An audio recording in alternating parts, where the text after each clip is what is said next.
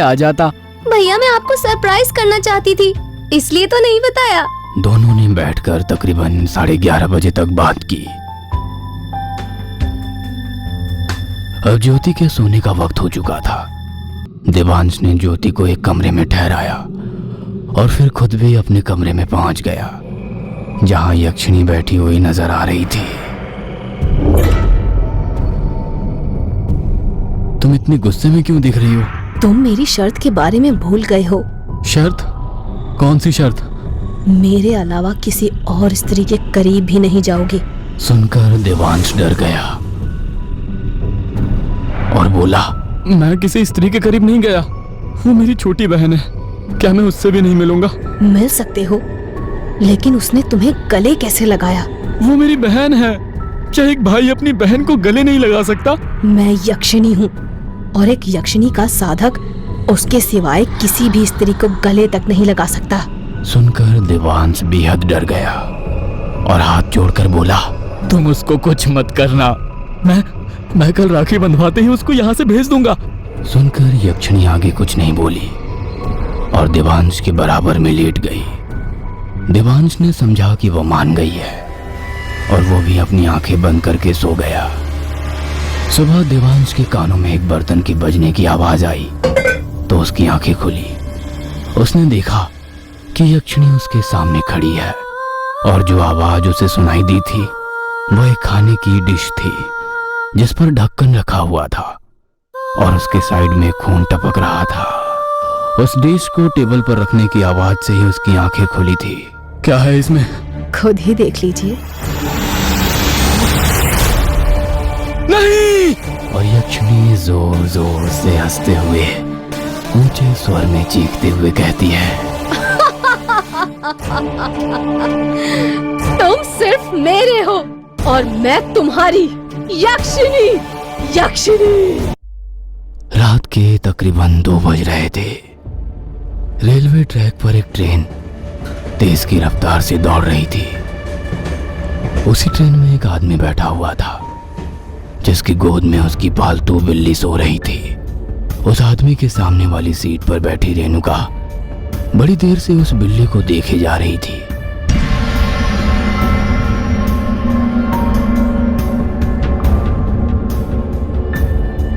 और बाकी के सभी पैसेंजर सो रहे थे। अब वो आदमी भी नोटिस कर रहा था कि ये औरत बड़ी देर से मेरी बिल्ली को ही देख रही है, शायद इसको कैट्स अच्छे लगते हैं। वो अपनी सीट से खड़ा हुआ और रेणुका से बोला, अगर बुरा ना माने तो मेरे वापस आने तक मेरी कैट को अपने पास रख लेंगी, मुझे वॉशरूम से होकर आना है। इस पर रेणुका मुस्कुराई और बोली, जी क्यों नहीं, वैसे भी ये बहुत प्यारी है। सुनकर वो आदमी मुस्कुराया और उसने रेणुका को अपनी बिल्ली थमा दी। फिर वॉशरूम की तरफ चला गया। रेणुका ने बिल्ली को अपनी गोद में रखा और उसको सहलाने लगी।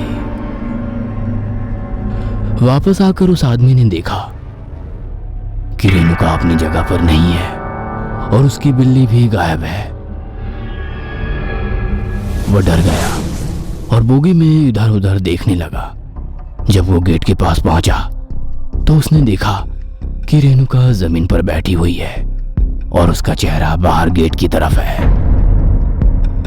आप यहाँ क्या कर रही हो? मेरी कैट कहाँ है? सुनकर जैसे ही रेणुका ने उसकी तरफ मुंह किया, वो आदमी चौंक पड़ा। रेणुका उसकी बिल्ली को मार चुकी थी और उसका कच्चा मांस खा रही थी।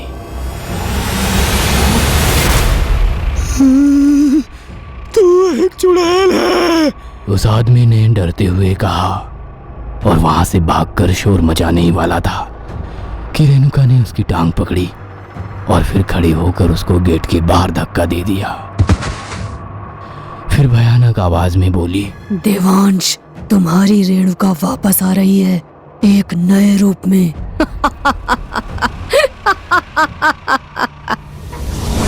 अगली रात 10 बजे 4 बार डोरबेल की आवाज सुनकर जैसे ही देवांश ने दरवाजा खोला उसने देखा कि सामने रेणुका खड़ी है। महीनों बाद वो अपनी प्यारी बीवी रेणुका को देख रहा था। उसको देखकर देवांश को खुशी भी महसूस हो रही थी, लेकिन वो गुनाह भी याद आ गया जो उसने रेणुका की गैर हाजिरी में किया था। यक्षिणी को सिद्ध करके उसने बहुत बड़ी गलती की थी, और यक्षिणी की शर्तें थी कि देवांश अगर किसी स्त्री के करीब गया तो वह स्त्री को मार देगी, और अगर अपनी जुबान से यक्षिणी का राज खोला तो भी सुनने वाली की मौत तय है। रेणुका देवांश को गुस्से से घूरते हुए बोली, इतने दिनों से आपने मुझसे फोन पर भी बात नहीं की, ये जानते हुए कि मैं आपसे नाराज हूँ। आपने मुझे मनाना भी जरूरी नहीं समझा। देवांश का मन तो हो रहा था कि रेणुका को गले लगाए और अपना सारा हाल कह सुनाए, लेकिन वो इस तरह से फंस चुका था कि कुछ कह भी नहीं सकता था। मुझे माफ कर दो रेणु, मैं बस तुम्हारे सामने आने की हिम्मत नहीं जुटा पा रहा था। रेणुका समझ रही थी कि देवांश कुछ कहना चाहता है लेकिन कह नहीं पा रहा। तुम कमरे में चलकर आराम करो रेणु, बातें तो बाद में भी होती रहेगी। कहते हुए देवांश ने रेणुका का लगेज उठाया और उसके कमरे की तरफ लेकर चल दिया। रेणुका हॉल में रुककर अपने घर को देखने लगी, क्योंकि महीनों बाद वो वापस आई थी।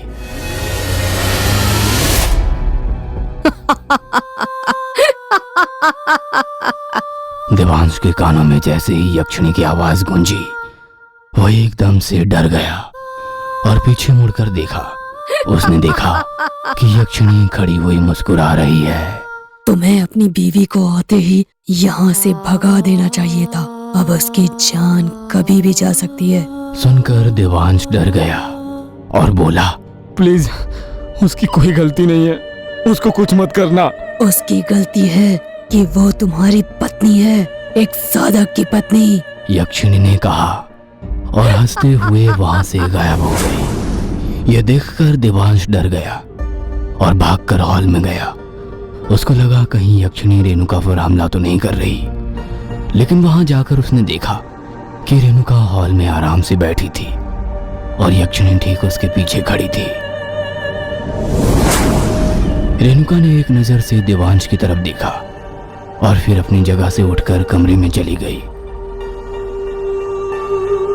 उसके जाने के उसके पीछे खड़ी थी। रेणुका ने एक नजर से देवांश की तरफ देखा और फिर अपनी जगह से उठकर कमरे में चली गई। उसके जाने के बाद यक्षिणी देवांश से बोली, जिस दिन ये तुम्हारे करीब आई वो इसकी जिंदगी का आखिरी दिन होगा। कहकर वो गायब हो गई और देवांश के कमरे में पहुंच गई। अब देवांश ने देखा कि जिस जगह पर रेणुका बैठी हुई थी वहां एक लेटर फोल्ड किया हुआ रखा है। वह सोफे के पास गया और उस लेटर को उठाया। उस पर रेणुका की हैंडराइटिंग देखी तो वो बैठकर उसको पढ़ने लगा। देवांश, मेरे पीठ पीछे तुम्हारे साथ जो कुछ भी हुआ है वो सब कुछ मैं जानती हूँ। यक्षिणी लिखा हुआ कुछ भी नहीं पढ़ सकती है, इसीलिए मैं तुमको ये लिख कर दे रही हूँ। ज्योति ने मुझे कॉल पर बात करके बताया था कि उसने तुम्हारे कमरे में यक्षिणी सिद्ध करने की किताब रखी देखी, और ये भी बताया कि रात को उसने तुम्हारे रूम में किसी औरत की आवाज भी सुनी थी जिससे तुम ज्योति की जान बख्श देने की भीख मांग रहे थे। ये सुनकर मैं समझ गई कि तुमने यक्षिणी को सिद्ध कर लिया है, जिसको मारना नामुमकिन है और छुटकारा पाना भी बहुत मुश्किल है। मजबूर होकर मैंने रक्त पिशाचनी साधना शुरू की और अब मैं उसकी आधी सिद्धि प्राप्त कर चुकी हूँ। यक्षिणी को सिर्फ साधक की पत्नी के द्वारा पूर्णमासी की रात को ही मारा जा सकता है। अगली पूर्णमासी को या तो वो जिंदा रहेगी या फिर मैं। अगर मैं हारने वाली हुई तो मेरे पास सिर्फ एक रास्ता बचेगा, और वो क्या होगा ये तुमको कल की रात ही पता चलेगा। इस लेटर को पढ़ने के बाद देवांश को अंदाजा हुआ कि रेणुका उससे कितना प्यार करती है और बीवी की कमी सिर्फ बीवी ही पूरी कर सकती है, कोई यक्षिणी नहीं। अगले दिन दोनों ने एक दूसरे से कोई बात नहीं की, क्योंकि उनको पता था कि यक्षिणी सब कुछ सुन और देख रही है। रात के 12 बजते ही देवांश के कमरे में रेणुका गई और फिर अंदर से दरवाजा बंद करके उसके पास चली गई। तभी कमरे के बाहर यक्षिणी प्रकट हुई और फिर दरवाजे की तरफ मुस्कुराकर देखने लगी। वह अंदर नहीं गई क्योंकि वह यही चाहती थी कि दोनों करीब आए और फिर उसको रेणुका को मारने का मौका मिल जाए। तकरीबन 1 घंटे बाद जब दरवाजा खोला तो सामने उसको रेणुका नजर आई। यक्षिणी तेजी से अंदर गई और रेणुका का गला पकड़ लिया। यह देखकर देवांश डर गया और रेणुका को छुड़ाने की कोशिश करने लगा। अब यक्षिणी रेणुका को भी नजर आ रही थी। यक्षिणी ने रेणुका को एक तरफ धक्का दे दिया और देवांश को भी कमरे से बाहर ढकेल दिया। फिर उसने कमरे को अंदर से बंद कर दिया और रेणुका पर झपटी। रेणुका के हाथ में इस वक्त एक चाकू था जो उसने पहले से ही कमरे में रखा था। यक्षिणी ने चिल्लाते हुए अपने नाखूनों से रेणुका के चेहरे पर हमला किया और रेणुका के चेहरे से खून आने लगा। उसने भी चाकू का एक वार यक्षिणी के हाथ पर किया तो उसके हाथ से खून निकलने लगा। यह देखकर यक्षिणी की हंसी रुक गई और वो बोली, मेरे शरीर से खून कैसे आया? ये नहीं हो सकता। आज पूर्णमासी की रात है और इस रात तुम मेरे हाथों मारी जा सकती है। कहते हुए रेणुका उस पर झपटी और दोबारा से उस पर वार किया। इस बार यक्षिणी के कंधे पर चाकू लगा और उसके कंधे से खून निकलकर जमीन पर टपकने लगा। बाहर से देवांश दरवाजे को तोड़ने की पूरी कोशिश कर रहा था। उसको डर था कहीं वो रेणुका को आज खो ना दे। यक्षिणी बहुत गुस्से में थी। उसने रेणुका का हाथ पकड़कर मोड़ा और उसके से चाकू छूटकर नीचे गिर गया। अब यक्षिणी ने भयानक हंसी हंसते हुए अपना मुंह खोला तो उसके बड़े बड़े दांत निकल आए। उसने रेणुका को कस के पकड़ा और उसकी गर्दन पर दांत गड़ाकर उसका खून पीने लगी। थोड़ी देर में एक जोरदार चीख के साथ रेणुका का शरीर ढीला पड़ गया और वो जमीन पर गिर पड़ी। देवांश जैसे ही दरवाजा तोड़कर अंदर पहुंचा तो उसने देखा कि रेणुका जमीन पर पड़ी है और यक्षिणी उसको देखकर हंस रही है। ये देखो देवांश, इसको लगता था कि रक्त पिशाचिनी बनकर मुझे आज रात मार देगी। कहते हुए वो देवांश के गले लग गई। देवांश के पैरों तले जमीन निकल चुकी थी। उसको समझ नहीं आ रहा था कि वो क्या करे। उसने देखा कि रेणुका रेंगती रेंगती उस तरफ जा रही है जहां जमीन पर यक्षिणी का खून पड़ा हुआ है। जब रेणुका उसके खून के पास पहुंच गई तो बोली, तुझे मारकर अपने पति को तुझसे नहीं बचा सकी तो क्या हुआ, तेरे जैसी बनकर तो बचा सकती हूँ ना। कहते हुए रेणुका उसका जमीन पर पड़ा हुआ खून चाटने लगी। यह देखकर यक्षिणी चिल्लाई और रेणुका पर झपट पड़ी। रेणुका की आंखें बंद हो गई और शरीर ने हरकत करना भी बंद कर दिया। यह देखकर देवांश रो पड़ा और समझ गया कि उसने रेणुका को खो दिया है। लेकिन अगले ही पल रेणुका की आंखें खुली और वो जमीन से उठ खड़ी हुई। रेणुका की आंखें लाल हो चुकी थी और उसके दांत भी अब यक्षिणी के जैसे खतरनाक दिखने लगे थे। रेणुका यक्षिणी पर झपटी और उसने उसकी गर्दन पर दांत गाड़ दिए। यक्षिणी चिल्लाने लगी और भयानक चीख के साथ उसने अपना दम तोड़ दिया।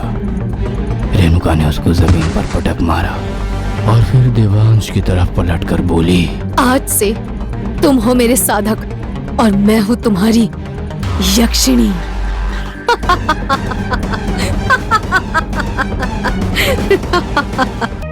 आज वो यक्षिणी देवांश की जिंदगी से जा चुकी है, लेकिन रेणुका अब खुद एक यक्षिणी बन चुकी है।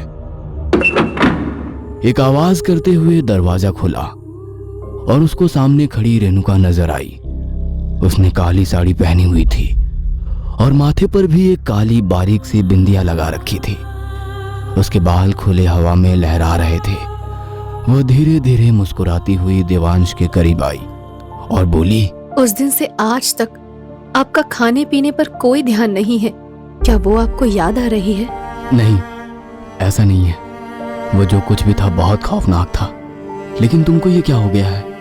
तुम इस तरह से कभी तैयार नहीं होती थी। सुनकर रेणुका उसके करीब आई और मुस्कुराकर बोली, आपको वो इस अवतार में अच्छी लगती थी, क्या मैं आपको अच्छी नहीं लगती? नहीं, मेरे दिल में तुम्हारी जगह अब कोई नहीं ले सकता। कहकर देवांश ने उसकी कमर में हाथ डाला और उसको अपने करीब खींच लिया। सुबह देवांश की आंख उसके मोबाइल की रिंग की आवाज से खुली। उसने कॉल रिसीव किया और बात करने लगा। हेलो देवांश भैया। हेलो भैया मैं सुमित बोल रहा हूँ, ज्योति का कॉलेज फ्रेंड। शायद उसने मेरे बारे में आपको बताया होगा। नहीं, उसने बताया तो नहीं। एक्चुअली उसका प्लान था कि मैं उसके साथ आपसे आकर मिलूं, लेकिन मैं नहीं आ पाया। शायद वो गुस्सा है, इसीलिए कई दिनों से मेरी कॉल नहीं ले रही है, इसलिए मुझे डायरेक्टली आपको कॉल करना पड़ा। ये सुनकर देवांश समझ गया कि ज्योति का मोबाइल घर में ही कहीं पड़ा होगा, लेकिन अब इसको क्या बोले। तभी रेणुका ने पीछे से देवांश के हाथ से मोबाइल छीन लिया और बात करने लगी। इडियट, मेरा मोबाइल घर में ही कहीं खो गया है। मैं नाराज नहीं हूँ, तुम आ रहे हो तो आ जाओ, लेकिन मैं आज मेरे बचपन की फ्रेंड के घर जा रही हूँ, वहाँ से कल वापस आऊंगी।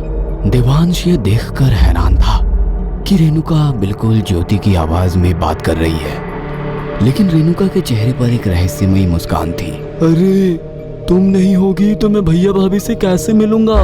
मेरे भैया भाभी कोई घोस्ट नहीं है, तुम यहाँ आकर रुको, कल मैं वापस आ ही जाऊंगी। कहकर रेणुका ने कॉल कट कर दिया। वो आज यहाँ आ जाएगा, फिर जब कल ज्योति वापस नहीं आएगी तो हम क्या करेंगे? सुनकर रेणुका ने उसके चेहरे पर हाथ फेरा और बोली, वो सब तुम मुझ पर छोड़ दो, अब मैं पहले जैसी नहीं रही। रात को सुमित देवांश के घर पहुंचा। रेणुका ने उसको हॉल में बिठाया और फिर तीनों ने बैठकर बातें की। रेणुका के बात करने का अंदाज भी अब बदलकर बिल्कुल यक्षिणी के जैसा ही हो चुका था, जिसको देवांश नोटिस कर पा रहा था। काफी देर बात करने के बाद रेणुका ने खाने में चिकन बनाया और फिर डिनर के बाद सुमित को एक कमरे में ठहरा दिया। हेलो, अबे सुमित कमीने पहुंच गया ससुराल। और ज्योति भाभी कैसी है? अभी भाभी कहाँ हो गई बे? वो तो शादी के बाद बनेगी। अच्छा, ये बता कि घर कितना बड़ा है? पार्टी बड़ी है या छोटी? अबे यार क्या बताऊं, बहुत बड़ा घर है और जरूरत की हर चीज है यहाँ। जितना सोचा था उससे कहीं ज्यादा। फिर तो तेरी लॉटरी लग गई यार। कुछ ऐसी सेटिंग बैठा कि शादी के बाद तू भी वहीं शिफ्ट हो जाए। ज्योति की जो भाभी है ना, क्या बताऊं यार, बड़ा की खूबसूरत है। उससे ज्यादा तो उन पर दिल आ रहा है। कमीने, ऐसा कर, भाभी को ही पटा ले। वैसे भी बॉयफ्रेंड के साथ मिलकर पति का मर्डर करने वाले केसेस बहुत बढ़ने लगे हैं इंडिया में। सच बताऊं तो उनके देखने का अंदाज तो यही कहता है कि बात बन सकती है। एकदम कातिलाना नजरें हैं। वेरी गुड, बस तू तो अपनी सेटिंग उनसे ही कर ले, फिर ज्योति से शादी के बाद वो खुद तुझे वहाँ रोकने की सेटिंग कर लेगी। ये सुमित नॉनवेज कितने शौक से खा रहा था ना। क्या मतलब? सुनकर रेणुका मुस्कुराई और बोली, नॉनवेज खाने वालों का खून बहुत गर्म होता है। सुनकर देवांश को अजीब लगा, लेकिन वो उसको टोक नहीं सकता था, क्योंकि रेणुका में आए इस बदलाव का जिम्मेदार वो खुद को ही मानने लगा था। अभी सुमित अपने कमरे में लेटा हुआ गन फायर स्टोरीज देख रहा था कि किसी ने दरवाजे पर नॉक किया। उसने उठकर दरवाजा खोला तो रेणुका सामने खड़ी थी। उसको 2 बजे दरवाजे पर खड़ा देखकर सुमित डर गया। अंदर नहीं बुलाओगे? जब रेणुका ने मुस्कुराते हुए कहा तो उसकी जान में जान आई। जी जी, क्यों नहीं, अंदर आइए ना। कहकर उसने पूरा दरवाजा खोल दिया और फिर रेणुका उसके पास बैठकर बातें करने लगी। मुझे अकेले में तुमसे कुछ बात करनी थी। जी कहिए ना। अगर देवांश और मैं तुमको ज्योति के लिए सिलेक्ट कर लेते हैं, तुम शादी के बाद उसको कहाँ रखोगे? मैं सच बताऊं तो उसको आप लोगों से दूर नहीं करना चाहता, इसलिए सोच रहा हूँ कि इसी शहर में शिफ्ट कर लेंगे। इसका मतलब तुम इसी घर में रहो? नहीं नहीं नहीं, ऐसा नहीं है। सुमित ने हड़बड़ाते हुए कहा, लेकिन रेणुका मुस्कुराई और बोली, तुम ये कह सकते हो कि आपकी वजह से इसी घर में रुकने का मन करने लगा है। ये सुनकर सुमित को अपनी चाल कामयाब होते हुए नजर आने लगी। अब आपने डायरेक्टली बोल ही दिया है तो सच बताऊं, आपकी अदाओं के आगे ज्योति कुछ भी नहीं है। आप बहुत ज्यादा अट्रैक्टिव हैं। सुनकर रेणुका ने उसका चेहरा अपने हाथों में थाम लिया और बोली, अभी तुमने मुझे ठीक से देखा ही कहाँ है। दोनों एक दूसरे की आंखों में आंखें डालकर देखने लगे और कुछ ही सेकंड्स के अंदर रेणुका की आंखें लाल अंगारों जैसी चमकने लगी, जिनको देखकर सुमित अचानक से डरा और पीछे हट गया। रेणुका ने भयानक हंसी हंसते हुए अपना हाथ उठाया, जिसके काले काले नाखून अब लंबे नुकीले हो चुके थे। उसने 2 उंगलियां उसकी आंख में मारी। ऐसा करने से उसकी एक आंख फूट गई और दर्द से चीख निकल पड़ी। रेणुका ने देर ना करते हुए उसकी दूसरी आंख में भी उंगली मारकर उसको अंधा कर दिया। उसकी दर्दनाक चीख जब अपने कमरे में सो रहे देवांश के कानों तक पहुंची तो उसकी आंख खुल गई। उसने देखा कि कमरे में वो अकेला सोया हुआ है, तो वो तेजी से उठकर बाहर निकला।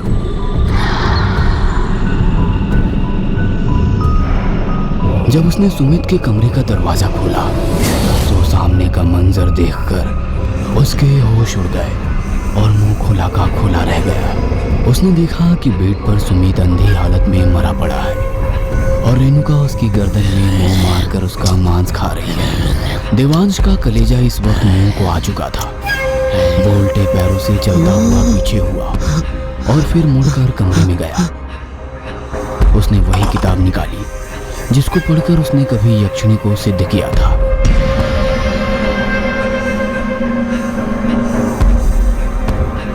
उसने पढ़ा कि यक्षिणी से अगर छुटकारा पाना है तो एक विधि करनी पड़ेगी। एक मटकी दही पर हनुमान चालीसा पढ़कर उस मटकी पर फूंक मारनी पड़ेगी। उसके बाद वो दही चालीसा के मंत्र की शक्ति पालेगी। फिर उसी दही का एक गोल घेरा बनाकर साधक को उसके बीचों बीच बैठकर ओम यक्ष देवाय नमो का जाप करना पड़ेगा। यक्षिणी उस वक्त साधक को रोकने की कोशिश करेगी, लेकिन घेरे के अंदर नहीं आ सकेगी।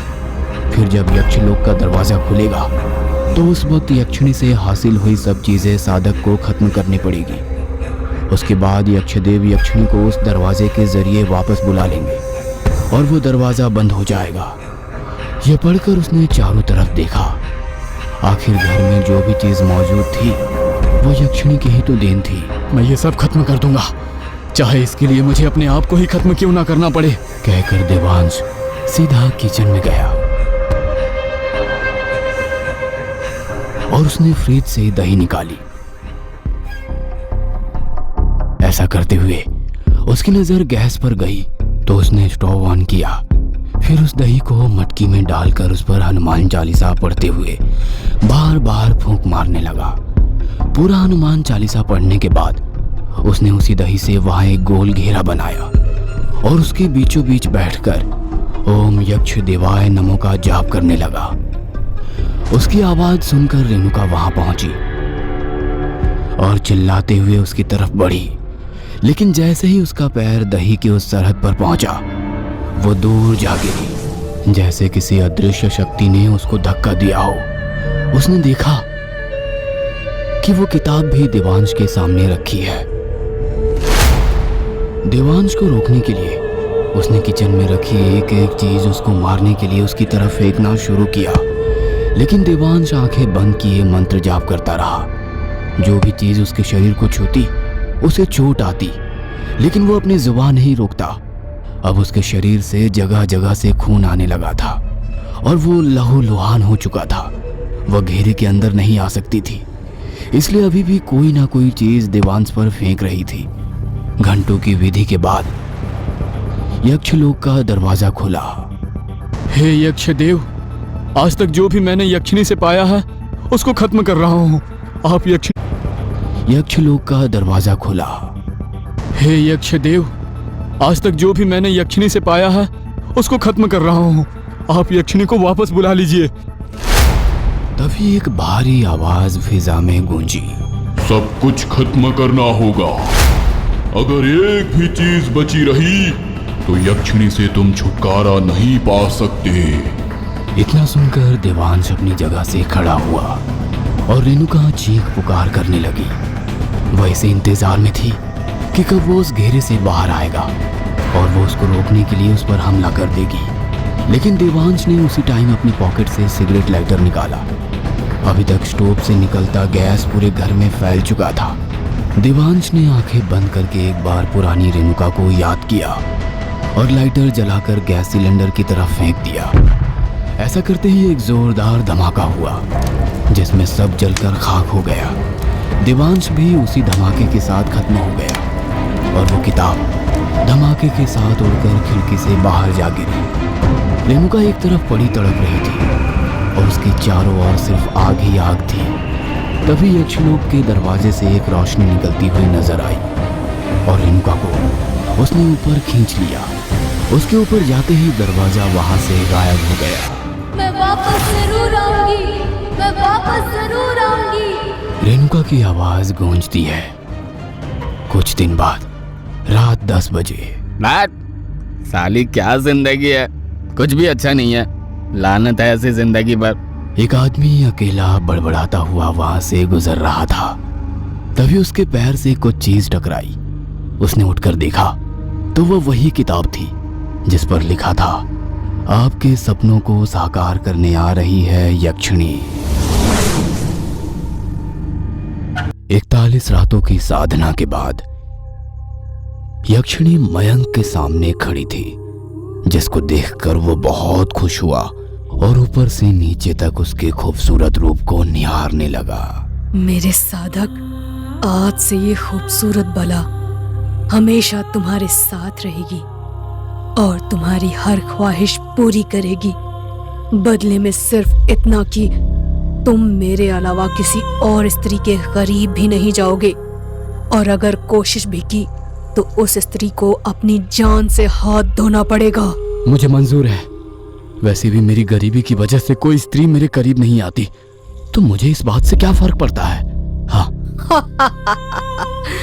तो बताओ, तुम्हारी क्या ख्वाहिश है?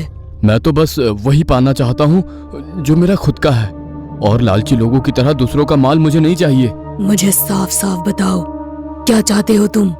मेरे डैडी शहर के टॉप बिजनेसमैन में से एक थे। पिछले साल उनका देहांत हो गया। मरने से पहले उन्होंने अपनी प्रॉपर्टी हम 3 भाई बहनों के नाम कर दी थी, लेकिन महेश भैया ने उनके वकील को पैसे खिलाकर एक नकली वसीयत बनवाई, जिसके हिसाब से सारी प्रॉपर्टी के मालिक वो बन गए। मुझे मेरी बहन रश्मि के साथ घर से निकालकर खुद ऐशो आराम की जिंदगी जीने लगे। मैंने उनसे मदद मांगी तो उन्होंने मेरी ही कंपनी में मुझे प्यून रख लिया और मुझे मजबूर होकर उनकी बात माननी पड़ी। इतना सुनकर यक्षिणी ने मयंक के होठों पर हाथ रख दिया और बोली, आज से तुम्हारी परेशानी के दिन हमेशा हमेशा के लिए खत्म है। कहकर यक्षिणी ने उसको गले से लगा लिया और उसकी कमर पर अपना हाथ फिराने लगी। फिर उसको कामुक नजरों से देखकर मुस्कुराई और उसके कमर पर हाथ रखते हुए शरारती अंदाज में उसको जमीन पर धक्का दे दिया। फिर अगले ही पल उसकी बहुत ज्यादा करीब चली गई। सुबह 5 बजे जब रश्मि सोकर उठी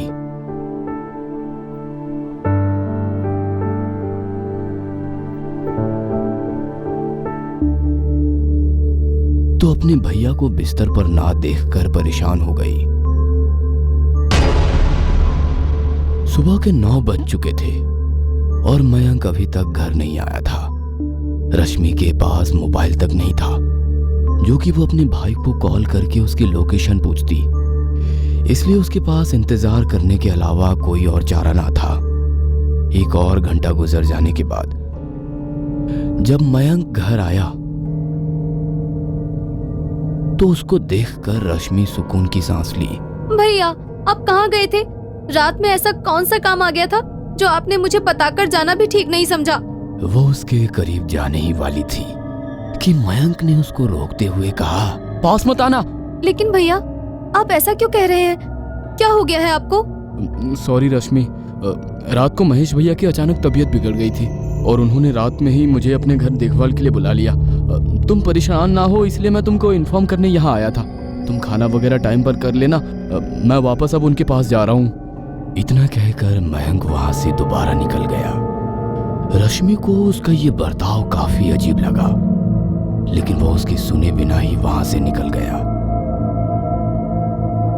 असल में महेश की तबीयत यक्षिणी ने ही खराब की थी और मयंक का उसके घर पर जाकर रुकना भी उसी के प्लान का हिस्सा था।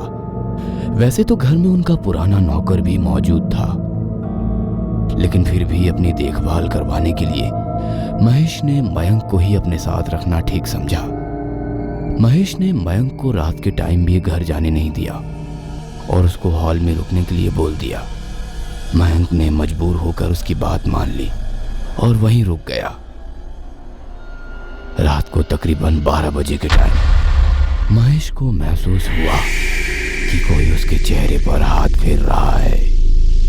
उसने एकदम से अपनी आंखें खोली तो उसने देखा कि उसके सामने नीली साड़ी पहने हुए एक खूबसूरत लड़की खड़ी है। वो उठा और उससे पूछने लगा, आप कौन है और मयंक कहाँ है? यक्षिणी मुस्कुराई और बोली, मेरा नाम नीलिमा है, रमेश की होने वाली मंगेतर। वो हॉल में सो रहे हैं, उनका मन नहीं लग रहा था, इसीलिए उन्होंने मुझे भी यहाँ अपने साथ रुकने के लिए बुलाया था। अगर वो सो रहा है तो तुम उसको बिना बताए यहाँ किस लिए आई हो? सच बताऊं तो मयंक से मैंने रिश्ता सिर्फ इसलिए बनाया था कि आपसे मेरा कांटेक्ट हो जाए, वरना उसके पास ऐसा क्या है जो कोई लड़की उससे रिश्ता रखेगी। तो दूर क्यों हो, पास आओ ना, कहकर महेश ने यक्षिणी का हाथ पकड़ा और उसको अपने ऊपर खींच लिया। यक्षिणी ने उसके हाथ को चूमा और बोली, लगता है आपकी तबीयत ठीक नहीं है, ऐसे में मेरे प्यार का एक डोज आपके दवाई से कहीं ज्यादा फायदेमंद होगा। कहकर उसका चेहरा बिल्कुल महेश के करीब चला गया और वो दोनों एक दूसरे की सांसें महसूस करने लगे। मयंक हॉल में सोफे पर सो रहा था। उसको इस बात की जरा भी खबर नहीं थी कि महेश के साथ क्या हो रहा है। यक्षिणी अंदर पूरे आधे घंटे तक रही और इस बीच रूम की लाइट्स लगातार जल और बुझ रही थी, लेकिन महेश का इस पर जरा भी ध्यान नहीं था। वो बस यक्षिणी से प्यार करने में मशगूल था। कुछ समय बाद अचानक से कमरे की लाइट्स जली और वो एक दूसरे से अलग हो गए। तुमने सच कहा था जान, ऐसा लगता है मैं बिल्कुल ठीक हो चुका हूँ। सुनकर यक्षिणी मुस्कुराई और बोली, अच्छा, जरा उठने की कोशिश कीजिए। सुनकर महेश मुस्कुराया और उठने की कोशिश करने लगा। उसको ये बहुत अजीब लगा कि उठना तो दूर, वो अपने हाथ पैर भी नहीं चला पा रहा था। ये क्या हो रहा है? मेरा सिर्फ एक हाथ चल रहा है, बाकी पूरा शरीर कुछ नहीं काम कर रहा। ये सुनकर यक्षिणी जोर जोर से हंसने लगी और बोली,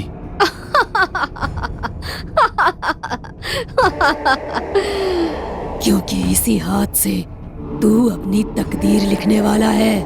बस इतना ही कहना था कि यक्षिणी अपने डरावने अवतार में आ गई। लाल आंखें, लंबे लंबे दांत, जिसको देखकर वो डर कर चिल्लाने लगा, हेल्प हेल्प मयंक, मुझे बचाओ, हेल्प। कोई नहीं आने वाला यहाँ। अब ये पेपर पेन उठा और जो कहती हूँ लिख, वरना अभी इसी कमरे में तेरी समाधि बन जाएगी और तू अपनी दौलत का 1 रुपया भी खर्च करने लायक नहीं बचेगा।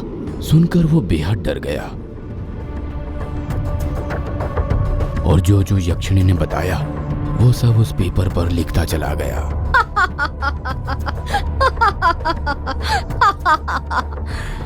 अब से तेरा चलना फिरना और बोलना भी बंद, सिर्फ बेड पर पड़े पड़े अपनी आखिरी सांसें गिनता रहेगा। सुबह जब मयंक जागा तो सबसे पहले महेश के रूम में गया।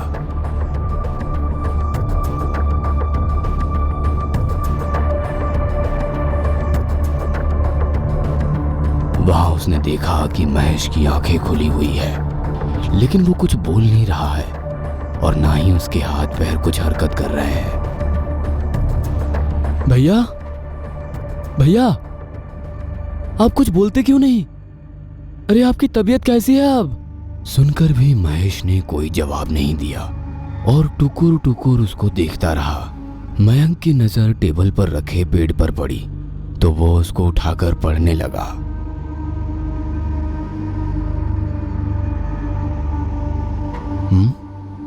मैं महेश भारद्वाज अपनी बिगड़ती हुई हालत को देखते हुए ये फैसला लेता हूँ कि जब तक मैं ठीक नहीं हो जाता मेरी कंपनी का मालिक मेरा भाई मयंक भारद्वाज रहेगा, और अगर मैं कभी ठीक नहीं हो पाया या मर गया तो मेरी सारी प्रॉपर्टी का मालिक मेरा भाई मयंक ही होगा। हैं? ये पढ़कर मयंक को समझ आ गया कि यह यक्षिणी का ही खेल है, लेकिन जिस भाई ने कभी उसके साथ अच्छा नहीं किया, उसकी बुरी हालत देखकर उस पर दया करना उसको भी ठीक नहीं लगा। मयंक उस पेपर को लेकर वकील से मिला और फिर उसको कोर्ट से रजिस्टर करवा लिया।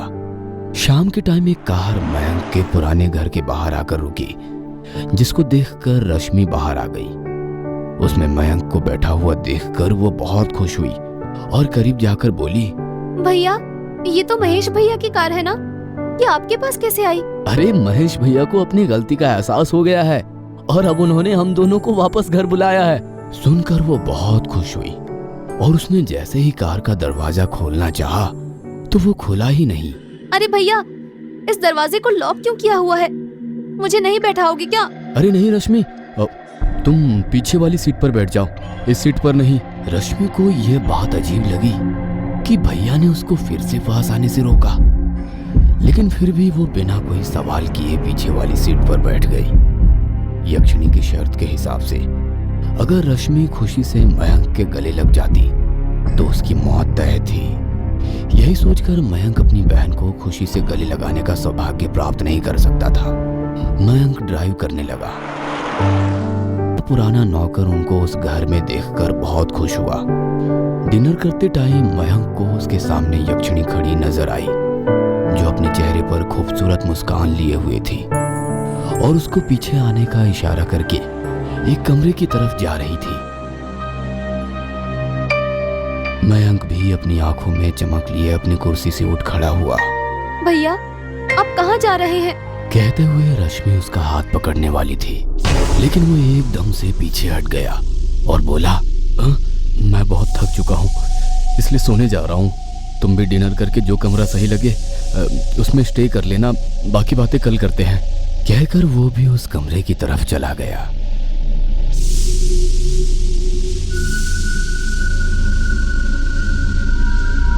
रश्मि को उसका बर्ताव अजीब तो लगने लगा था, लेकिन जिंदगी में आए इतने बड़े बदलाव को देखते हुए उसने इसे इग्नोर करना ही ठीक समझा।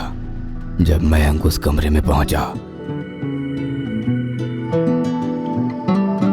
तो यक्षिणी बेड पर लेटी उसका इंतजार कर रही थी।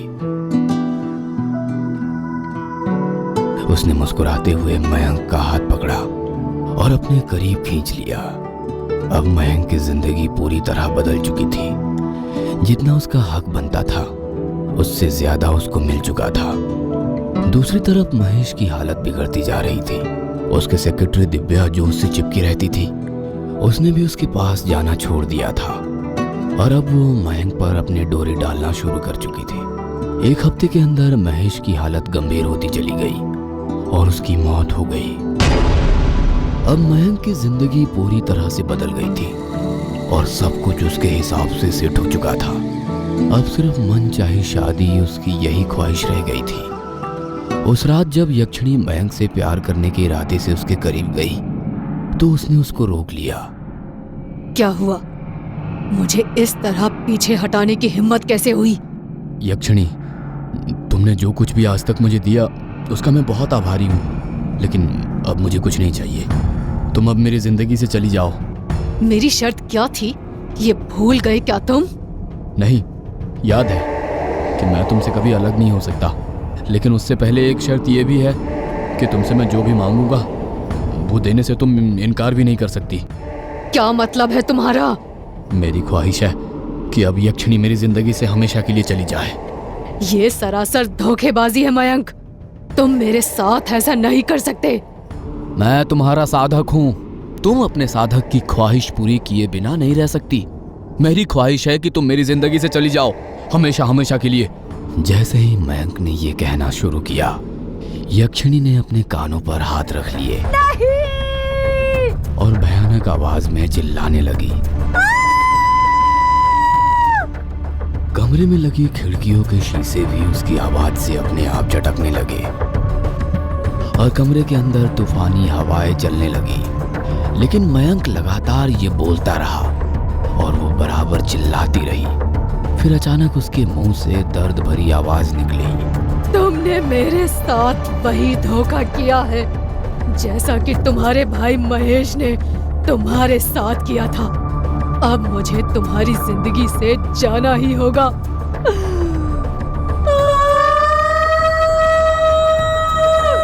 कहकर वो चिल्लाने लगी। फिर धीरे धीरे उसका अस्तित्व खत्म होने लगा और वो वहां से गायब हो गई। तूफानी हवाएं बंद हो गई और सब कुछ एकदम शांत हो गया। तब मयंक ने सुकून की एक ठंडी सांस ली। मयंक ने एक हफ्ते से यक्षिणी को नहीं देखा था और अब उसको पक्का यकीन हो गया था कि उसकी ये तरकीब काम कर चुकी है। इस एक हफ्ते में दिव्या भी उसके करीब आती जाती रही थी।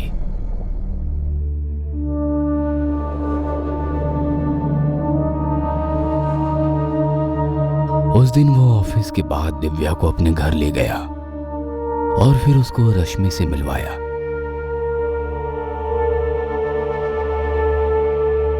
तीनों ने साथ बैठकर डिनर किया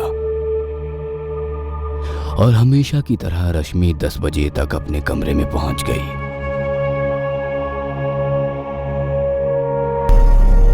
फिर मयंक दिव्या को अपने कमरे में ले गया और दोनों बैठकर बातें करने लगे।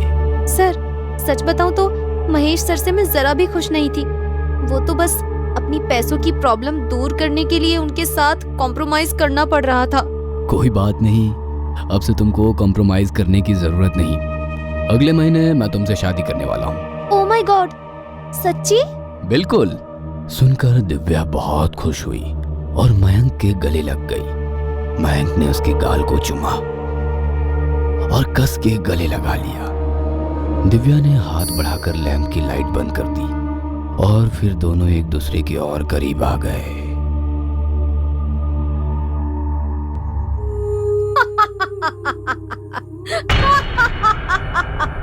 सुबह 5 बजे यक्षिणी की हंसी की आवाज सुनकर मयंक की आंख खुली।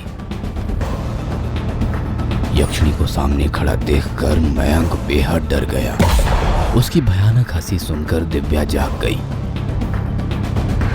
और उसका डरावना अवतार देखकर चीख मारने लगी। तुम वापस कैसे आई?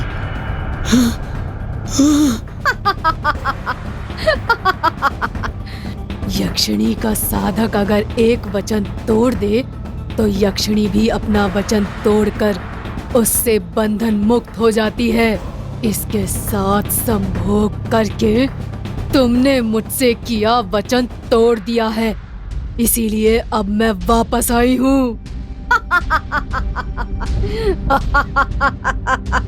कहकर वो दिव्या पर झपटी और उसके ऊपर बैठकर उसके चेहरे पर अपने तेज नाखूनों के 2-3 वार किए।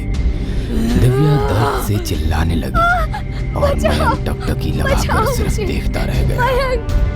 फिर उसने अपना एक पंजा दिव्या के सीने में घुसेड़ दिया और उसका दिल निकाल लिया।